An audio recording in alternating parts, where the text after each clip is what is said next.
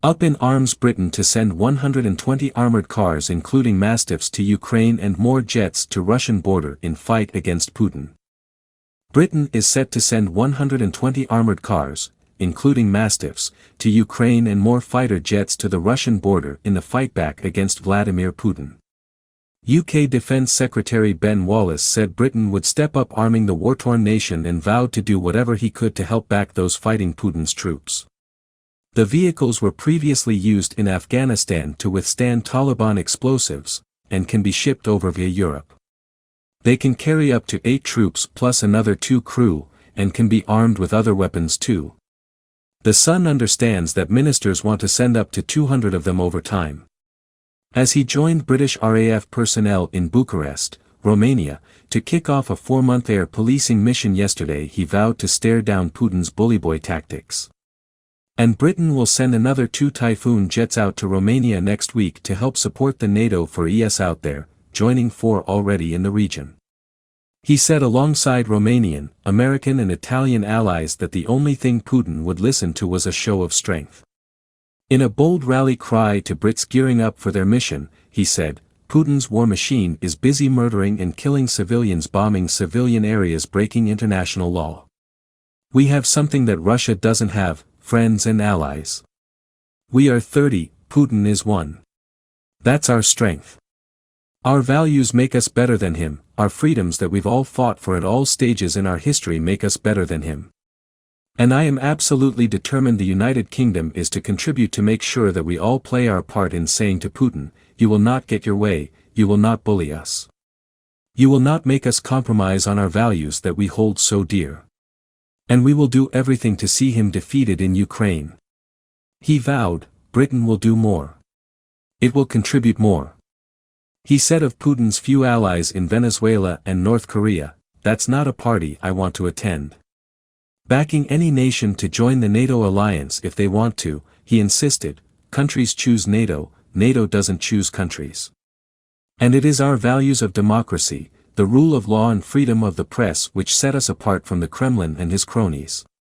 He must not be allowed to go back to his superyachts and to reality, Wallace added. Russia is wearing itself out but preparing for a fresh attack in the east of Ukraine, he warned, but promised to do all he could to help push back their forces.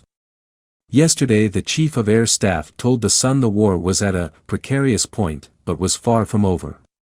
Russia is regrouping to prepare for what they hope would be a final onslaught, Sir Mike Wigston said.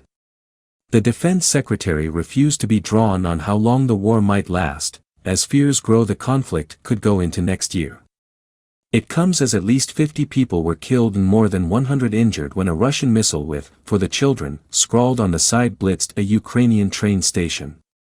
Horror pictures show bodies strewn across the ground beside abandoned luggage at Kramatorsk railway station in eastern Ukraine amid reports the site has been blasted by Russian troops.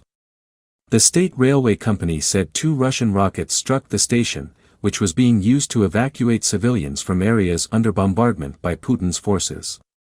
About 4,000 people, most of them elderly, women and children, were at the railway station when it was struck, Mayor Oleksandr Honcharenko said. Pictures showed a huge missile with Russian writing scrawled on the side that translates to "the children." A translator who spoke to Sky News said that part of the Russian writing could be interpreted as meaning "for our children" or "for what has been done to our children." Others have speculated that the translation could also be "for the children" and could be referring to widespread Russian propaganda that kids have been killed by Ukrainian forces in Donbass and Luhansk. Volodymyr Zelensky slammed the attack in a social media post early today, saying, "This is an evil that has no limits." The occupiers hit the Kramatorsk railway station with a .U missile, where thousands of peaceful Ukrainians were waiting to be evacuated, the Ukrainian president wrote on Instagram.